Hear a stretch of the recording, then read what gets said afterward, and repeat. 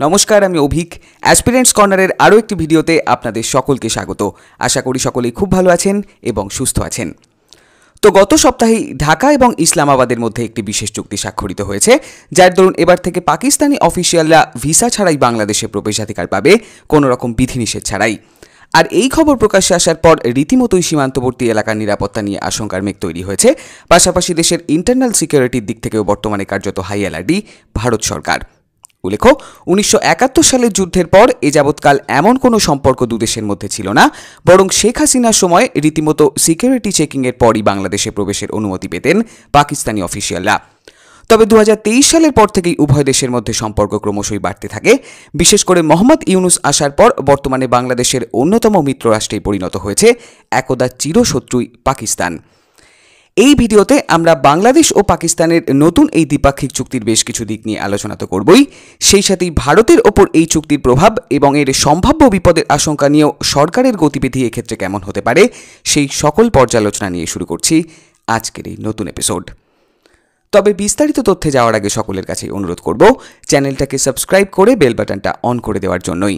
আর ভিডিওটা ভালো লাগলে লাইক ও শেয়ার করতেও ভুলবেন না। আপনাদের এই ন্যূনতম সাহায্যটুকুই এই ভিডিওটিকে পৌঁছে দিতে পারে আরও অসংখ্য উৎসাহী মানুষের কাছেই।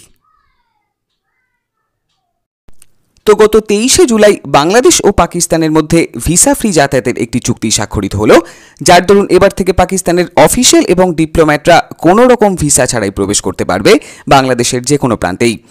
এক্ষেত্রে দুদেশের দ্বিপাক্ষিক সম্পর্ককে আরও মজবুত করার কথাই উভয় পক্ষের তরফে জানানো হয়েছে, যদিও বাংলাদেশের মাটিকে কাজে লাগিয়ে ভারত বিরোধী কাজই যে এক্ষেত্রে পাকিস্তানের প্রধান উদ্দেশ্য, সে কথা না বললেই নয়। উল্লেখ্য, বাংলাদেশের সাথে প্রায় 4000 কিলোমিটারেরও বেশি বর্ডার ভারতের রয়েছে, যার বেশিরভাগটাই পশ্চিমবঙ্গ, পাশাপাশি উত্তর পূর্বাঞ্চলেরও একাধিক স্পর্শকাতর রাজ্যেরই পার্শ্ববর্তী। সেই সূত্রেই বিপুল অঞ্চল জুড়ে পাকিস্তানের প্রভাব আগামী দিনে এই চুক্তির দরুন বাড়তে পারে, এমনই আশঙ্কা প্রকাশ করেছেন একাধিক বিশেষজ্ঞই। বিশেষ করে ভারতের নর্থ ইস্ট রিজিয়নকেই এক্ষেত্রে পাকিস্তান টার্গেট করতে পারে, যেখানে চীনেরও প্রভাব বেশ খানিকটাই রয়েছে উগ্রপন্থীদের হাত ধরেই।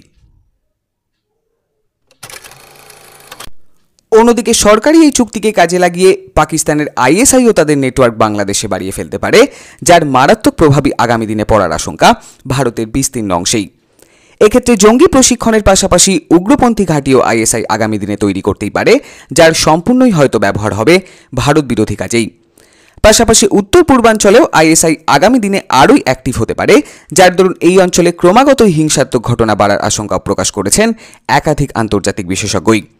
সেই সাথেই জামাত উল মুজাহিদিন অথবা হুজির মতন বাংলাদেশের আঞ্চলিক উগ্রপন্থী দলগুলিও এক্ষেত্রে পাকিস্তানের সাহায্যে আবারও পুনরুজ্জীবিত হতে পারে, যার জন্য ভারত বিরোধী চক্রান্ত বাড়ারই সম্ভাবনা প্রবল সীমান্তের বিস্তীর্ণ অংশেই।